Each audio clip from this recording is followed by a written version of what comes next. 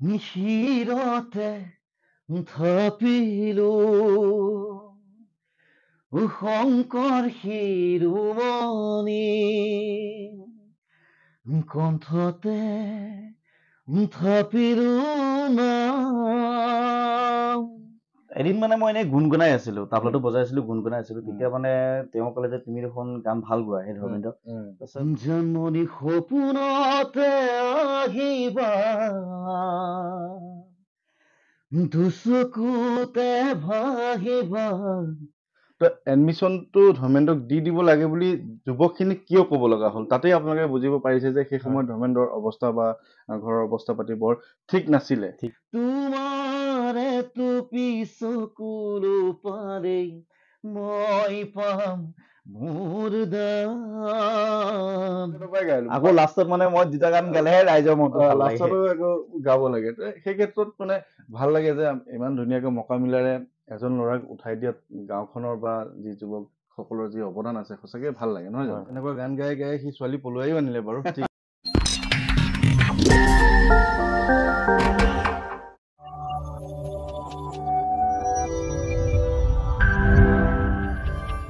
নমস্কাৰ, এটা নতুন ভিডিঅ'লৈ আপোনালোকক পুনৰবাৰ স্বাগতম জনাইছোঁ। আজি আপোনালোকে দেখিছিলে যে কিছুদিন আগতে মই এটা ষ্টুডিঅ' বনাই লৈছিলোঁ। ষ্টুডিঅ'টোত বিভিন্ন ধৰণৰ অতিথি নিমন্ত্ৰণ কৰি দুই এটা কথা পাতিবলৈ চেষ্টা কৰিছিলোঁ, যদিও সেই ষ্টুডিঅ'টো বৰ বিশেষ দিন চলাব নোৱাৰিলোঁ, কাৰণ ঘৰৰ পৰা কিছু দূৰত আছিলে। কিন্তু বৰ্তমান মই নিজৰ ঘৰতে এটা সৰুকৈ ছেটআপ এটা কৰি লৈছোঁ, য'ত মই এডিটিং কৰোঁ। সেইখন টেবুলতে এটা নতুনকৈ ব্যৱস্থা কৰি এনেকুৱা এটা সাক্ষাৎকাৰ অনুষ্ঠান ল'ব পৰাকৈ ব্যৱস্থা গঢ়ি তুলিছোঁ। আৰু এই অনুষ্ঠানত আজি প্ৰথম অতিথি এজন নিমন্ত্ৰণ জনাইছোঁ। অতিথি বুলি নহয়, মোৰ গাঁৱৰে ভাইটি। কাৰণ যিহেতু আপোনালোকে গম পাইছে বৰ্তমান বহাগৰ মাহ চলি আছে, আৰু এই বহাগৰ মাহ চলাৰ লগে লগে যিহেতু সংগীত শিল্পীসকলে বা গায়ক গায়িকাসকলে নিজৰ যি প্ৰেক্টিচ কৰি আছে, কেনেধৰণে প্ৰেক্টিচ কৰি আছে, বা ক'ত ক'ত তেওঁ নিমন্ত্ৰণ পাইছে, বা তেখেতক যোগাযোগ কৰিব হ'লে কেনেকৈ ধৰণে যোগাযোগ কৰিব, সেই গোটেইখিনি কথা পাতিম বুলি ভাবি এই অনুষ্ঠানটো কৰিব লৈছোঁ। আৰু এয়া মই চিনাকি কৰাই দিছোঁ বুলি নহয়, আৰু নিজৰে ভাইটি বা নিজৰে লগৰ হিচাপে গাঁৱৰে ধৰ্মেন্দ্ৰ বৰা। আৰু ধৰ্মেন্দ্ৰ ধীৰাজ ধৰ্মেন্দ্ৰ হিচাপে ছ'চিয়েল মিডিয়াত তেওঁ ফেমাছ। গতিকে প্ৰথমতে সুধিব বিচাৰিম, কেনেকুৱা চলিছে বিহুৰ আয়োজন? বৰ্তমানতো আমাৰ ৰিহাৰ্চল চলি আছে, আৰু পোনপ্ৰথমে মই সমূহ অসমবাসী ৰাইজলৈ ৰঙালী বিহুৰ শুভেচ্ছা জনাইছোঁ। আৰু সকলো ভালে থাকক, ৰঙালী ৰঙীন হওক। আৰু ময়ো জনাইছোঁ ৰঙালীৰ শুভেচ্ছা। সকলোৰে মনবোৰ জীপাল হৈ উঠক, এই ৰঙালী বিহুটোৰ দ্বাৰা যাতে সকলোৱে ধুনীয়াকৈ থাকিব পাৰে তাৰে কামনা কৰিছোঁ। প্ৰথমতে কোৱা নহ'ল যদিও এইখনো মনত পৰি গ'ল বাৰু। যি কি নহওক, এতিয়া প্ৰেক্টিচবিলাক কেনেকুৱা ধৰণৰ চলি আছে?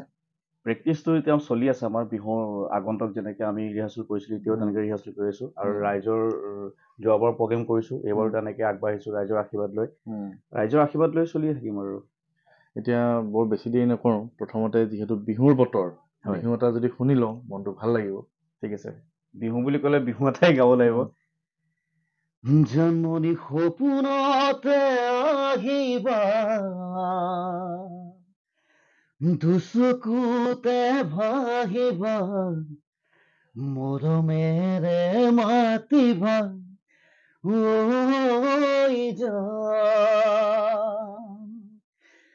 জাননী তুমি হবা পৰি, মোৰ হাত ধৰা ধৰি কৰি আমি সৰগলৈ যাম,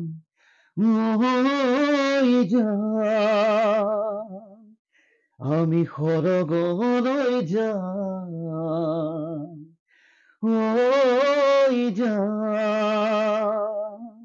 অকণমান গুণগুণাই দিছোঁ। ঠিক আছে, ধন্যবাদ জনাইছোঁ। আচলতে ধৰ্মেন্দ্ৰ যিহেতু আমাৰ নিজৰ গাঁৱৰে, তাক আমি একেলগে খেলি ধূলি ডাঙৰ হৈছোঁ, সকলো কথাবিলাক আমি জানো। তথাপিও মই কেইটামান কথা এইখিনিতে পাতিবই লাগিব, নাপাতিলেতো নহ'ব। কাৰণ আমি যেনেধৰণে ডাঙৰ হৈছোঁ, ধৰ্মেন্দ্ৰই ঠিক তেনেকৈ ডাঙৰ হৈছে। এতিয়ালৈকে সি কষ্ট কৰি আছে। বৰ্তমান তেওঁ এটা কোম্পানীত কৰি আছে, বা আগতেও তেওঁ যথেষ্ট ষ্ট্ৰাগল কৰিছে, জীৱনত বহুত বেছি কষ্ট কৰিছে। কষ্ট কৰি আজি এই পৰ্যায়লৈ গৈছে। কিন্তু গান গোৱাৰ যিটো তাৰ প্ৰেৰণা, বা গান কেনেকৈ গাবলৈ আৰম্ভ কৰিছিল, সেই কথাটো যদি ৰাইজেও শুনে ভাল পাব। অকণমান সেই কথাটো জানিব বিচাৰিম। আচল কথা, প্ৰথমে মই মানে তাবলা বজাইছিলোঁ। আৰু তাবলা বজাইছিলোঁ আমাৰ বৰাচুবি যিখন LP স্কুল তাতে তাৰ মানে সংগীতৰ হেৰি আছিলে তাত মই তাবলা বজাইছিলোঁ। তাৰপিছত আমাৰ এজন ছাৰ আছিলে ঢেকীয়াজুলি ছাৰজন মোৰ মনত নাই নামটো। এদিন মানে মই এনেই গুণগুণাই আছিলোঁ, তাবলাটো বজাই আছিলোঁ, গুণগুণাই আছিলোঁ। তেতিয়া মানে তেওঁ ক'লে যে তুমি দেখোন গান ভাল গোৱা সেই ধৰ্মেন্দ্ৰ। তাৰপিছত মই ক'লোঁ যে ছাৰ মইতো গান চান গাব নাজানো। তাৰপিছত তেওঁ ক'লে নাই নাই তুমি গানত এডমিশ্যনটো লৈ লোৱা। তাৰপিছত আমাৰ ছাৰজনে মানে আমাৰ গাঁৱৰ যিখিনি যুৱ সংঘ আছে যে তেওঁলোক কয় যে তোমালোকৰ যিজন ল'ৰা আছে ধৰ্মেন্দ্ৰ তেওঁতো গান চান ভালেই গায় দেখোন, তেওঁক তোমালোকে অকণ সহায় কৰা। তেতিয়া মই শলাগ ল'ব লাগিব আমাৰ গাঁৱত যিখিনি যুৱ সংঘ আছে ল'ৰাখিনি তেওঁলোকে মানে মোক স্কুলত এডমিশ্যন দি দিলে। তেতিয়াৰ পৰাই মোৰ গানৰ ষ্ট্ৰাগল হ'ল। প্ৰথমতে মই স্কিলৰ বিষয়ে একো জনা নাছিলোঁ। খালি গান গাব লাগে গাওঁ আৰু কি হয় কি নহয় একো নাজানো, তাল চাল একো নাজানো, খালি গাওঁ। খালি মোৰ মানে কণ্ঠটো ভাল লাগে শুনি কাৰণে সেইটো কাৰণে গান গাব দিয়ে। তেনেকেই মানে গানৰটো মোৰ আৰম্ভ হৈছিলে আৰু প্ৰথম আমাৰ গাঁৱত গালোঁ, তাৰপিছত বাকৰি গাঁৱত, তেনেকৈ ধৰক আজি 8-9 বছৰ ধৰি সংগীতটো কৰি আছো আৰু প্ৰগ্ৰেম। এতিয়া সেই কথাতে মই মানে যিহেতু ধৰ্মেন্দ্ৰ নিজেই কৈ দিছে যে ধৰ্মেন্দ্ৰই যেতিয়া গান গাবলৈ লৈছিলে তেতিয়া তেওঁ যিজন শিক্ষকে আমাৰ গাঁৱৰ যুৱক সংঘক কৈছিলে যে ইয়াক এডমিশ্যনটো দি দিব লাগে। তো এডমিশ্যনটো ধৰ্মেন্দ্ৰক দি দিব লাগে বুলি যুৱকখিনিক কিয় ক'ব লগা হ'ল? তাতেই আপোনালোকে বুজিব পাৰিছে যে সেই সময়ত ধৰ্মেন্দ্ৰৰ অৱস্থা বা ঘৰৰ অৱস্থা পাতি বৰ ঠিক নাছিলে, হয় নহয়? গতিকে সেই অৱস্থাৰ পৰা আজি সি নিজে পঢ়ি শুনি ডাঙৰ হৈ আজি এই পৰ্যায়লৈ গৈছে। গতিকে এনেধৰণৰ কণ্ঠশিল্পীসকলক বা গায়ক গায়িকাসকলক আচলতে আমাৰ সমাজত বেছি প্ৰয়োজন। কাৰণ যোনে সৰুৰ পৰা বহুত কষ্ট কৰি ডাঙৰ হৈ নিজৰ ভৰিত থিয় দিবলৈ সক্ষম হৈছে তেনেকুৱা গায়ক গায়িকাক যদি আপোনালোকে নিমন্ত্ৰণ জনায় বিহুত, গান শুনিও ভাল পাব আৰু তেখেতৰো যথেষ্ট ফাইনেন্সিয়েলিও তেওঁ বহুত উপকৃত হ'ব। গতিকে এইখিনি কথা পাতি থাকিম। আৰু কি গান শুনিম? এটি জুবিন দাৰ গানে গাওঁ, আধুনিক গীত। মায়াবিনী রাতের বুকু দেখা পারো তোমার ছবি ধরা দিলা গোপনে আহি হিয়ার কোন তুমি যে মোর শুকান বন নিহররে চেঁচা সুবাস নামি অহা ৰ'দৰে মোৰ দেহৰ প্ৰতি পুৱা ধুমুহাৰ সতে মোৰ বহু যুগৰে নাচো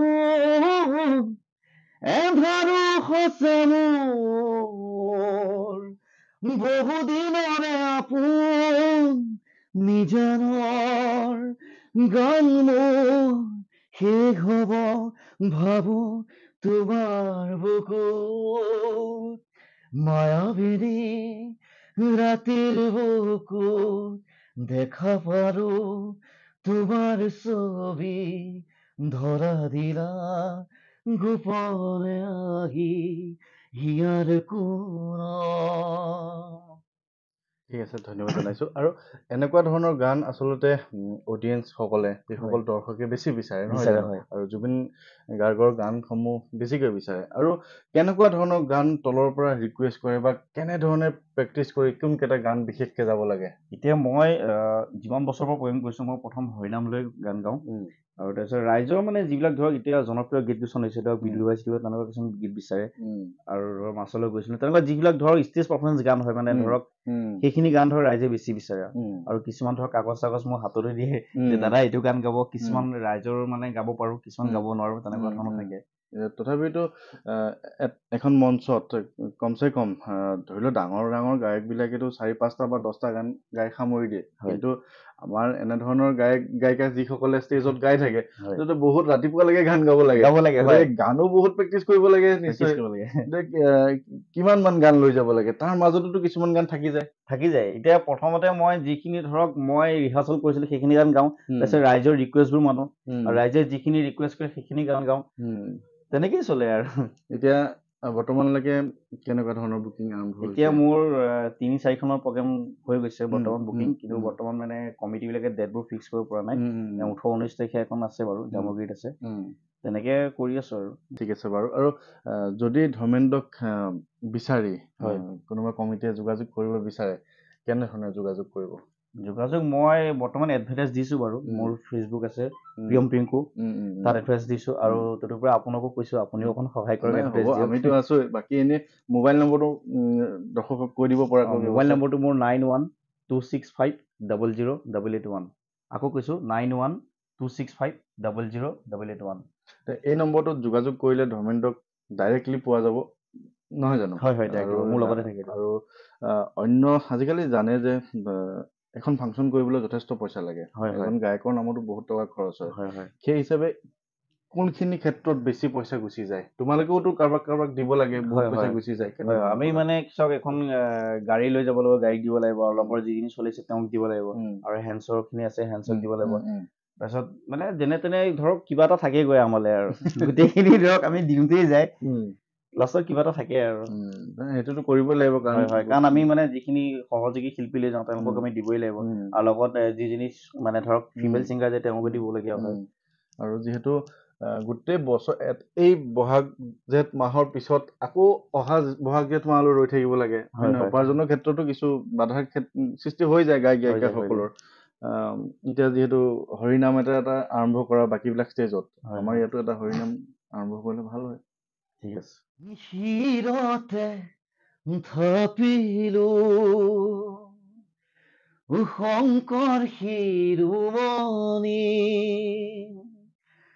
কণ্ঠতে থাপিলো নাম, হৃদয়ত থাপিলো দুয়োজনা গুৰু, যেতিয়াই বিচাৰো প্ৰাণ ৰাম ৰাম, গুৰু আমাৰ প্ৰাণৰে প্ৰাণ।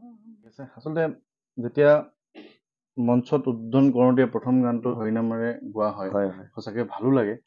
আৰু আমি কথাটো পাতিয়ে আছো, আৰু পাতিব লগা কথাখিনিতো হৈয়ে গৈছে, কিন্তু আৰু দুই এটা যদি আমি গান শুনো, যিখিনি গান প্ৰেক্টিচ কৰা হৈছে বা দৰ্শকে যিবিলাক গান বিচাৰে, তেনেকুৱা ধৰণৰ গান দুই এটা অকণমান প্ৰথমে এটা শুনো, তাৰপিছত আকৌ বাৰু কথা পাতি আছো। ঠিক আছে।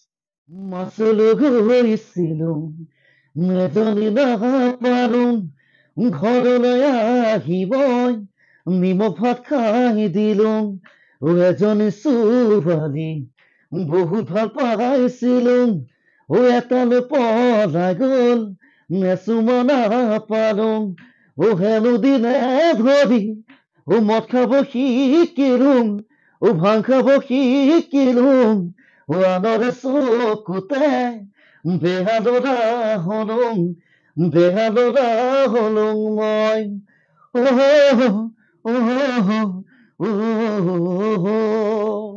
এনেকুৱা কিছুমান গানেই মানে ৰাইজে বিচাৰে বেছিকে, আৰু এনেকুৱা কিছুমান মিক্স বিহুবিলাকৰ গান গোৱা হয়, বিহু কিছুমান। এতিয়া লগত ফিমেল আৰ্টিষ্ট কোন আছে?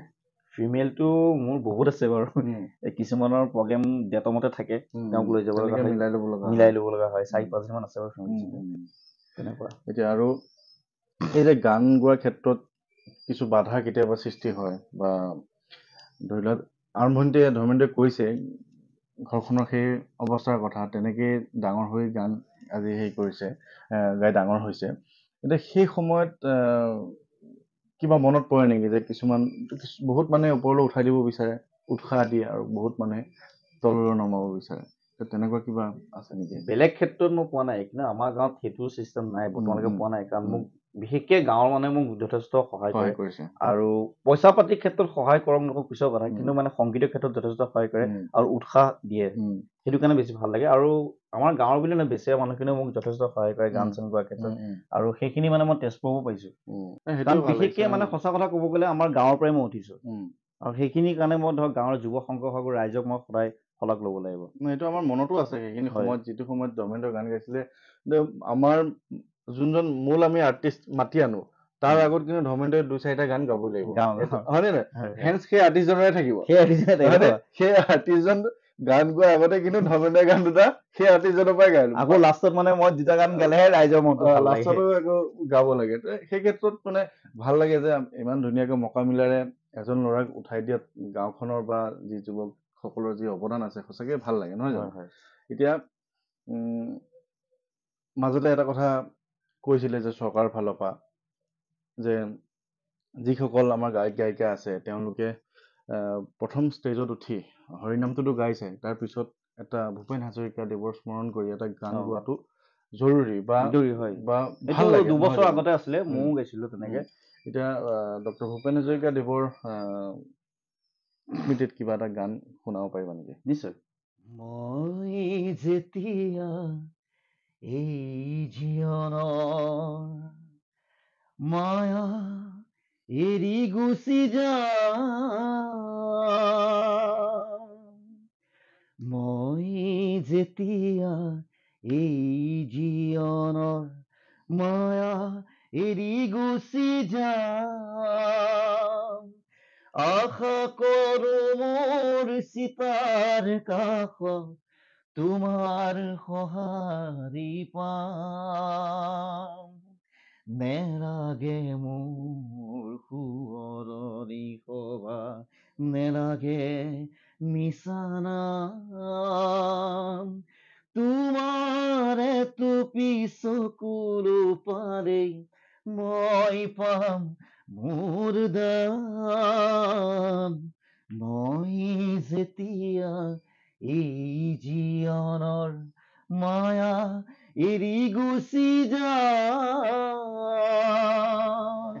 আৰু ভূপেন হাজৰিকাৰ গীতসমূহ সঁচাকে সঁচাকে ভাল লাগে। অন্তৰ চুই যায় নহয় জানো? মই এই গানটো বেছি ভাল পাওঁ, মই ৰিচেণ্টলি গাইছিলো, সি হৈছিলে যে আমাৰ তাতে গাইছিলো। আৰু গানটো শুনিয়ে মানসৰ দেখিছে নাই চকু পানী ওলাই আছে। বাৰু যি কি নহওক, আৰু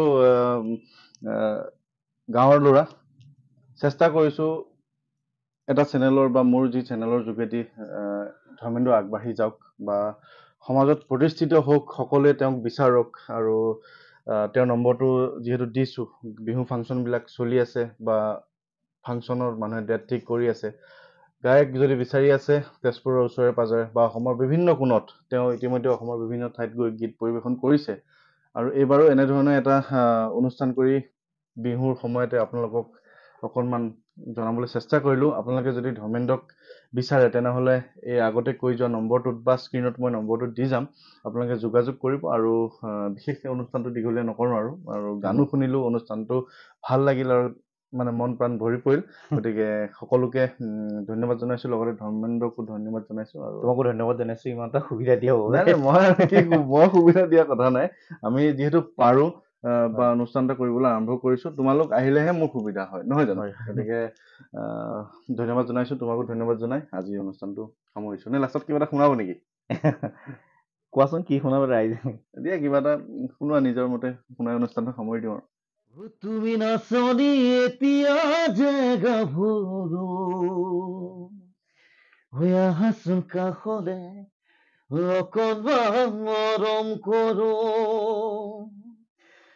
ময়ো বিচাৰিছো সুগন্ধি ঐ গোলাপ ফুল, মৰমে জানাৰে নিবিচাৰে জাতি কোন, ঐ জান মোৰ জান, তোমাকে লগত লৈ পলাই গুচি যাম, তোমাকে লগত লৈ পলাই গুচি যাম। ঠিক আছে, ধন্যবাদ। এনেকুৱা গান গাই গাই সি ছোৱালী পলুৱাইও আনিলে বাৰু। ঠিক আছে, ধন্যবাদ, বাই বাই, নমস্কাৰ। ঠিক আছে।